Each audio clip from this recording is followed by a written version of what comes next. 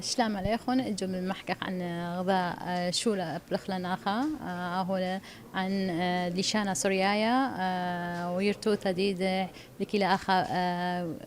موصل وأخا متواثد سوراي ديكينا كلين أخني ديكياخ حيل بقوهم طبعا احنا كده خلنا ليشانا سوريانا مزورين وهم حكي لبقى حمارا نيشا مشيحة إشاء ليشانا آرامايا سوريايا ف الجمعة أخني بعدي ورشة إنه وذوانا الخمندي دمرخ إنه دي دخ عندك يوم موجودين أخا كبير صوب الموصل وأخ عندك يوم عذير منن إنه دخ أخني الجمعة دارخلا كم دارخلا بمناثة ليشانا سوريايا كبير صوب الموصل أيضا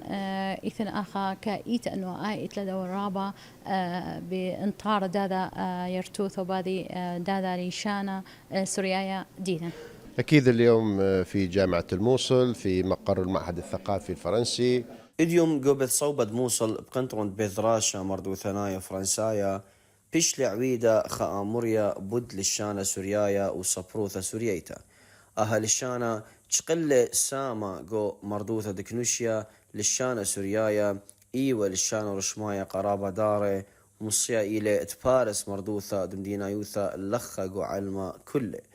تودي الكل يتقيلي مريزل آها أموريا تقيلي معززانا المردوثة دميا قوري مردواثة بريشة كت بنيناشا اتلي رابا مردواثة اتقارك شقلي ويوي عمغدادي لبنيتا تخمنياثة قواناي. نعم، اليوم كنا في معهد الثقافي الفرنسي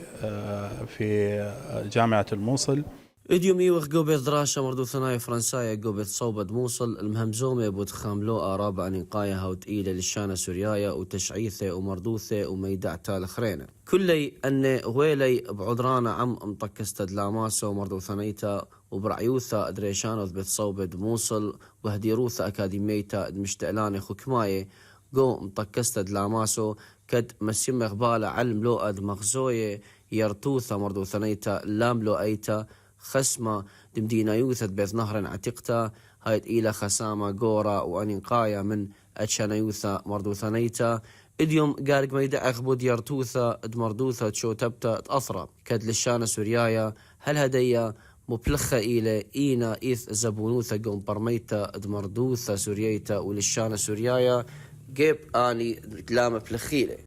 وهدخا أها خوباطة تيلي قابود ميدوع بخسامة من داها مردوثة وأها للشانة وأها إلى متممت الفلخانة خكماية وأكاديمياية جو عراق. شرف المعهد الثقافي الفرنسي العراقي في الموصل باستضافة بالدراسة فرنسايا مردو ثنايا إتلي إقارة بسقبلتا دي توتا رشميتا بود للشانة سوريايا تخد شما للشانة سوريايا يرتوثا مردو ثنيتا خيتا وهي يوثا خيتا بشرارة إلى قاهي قمثا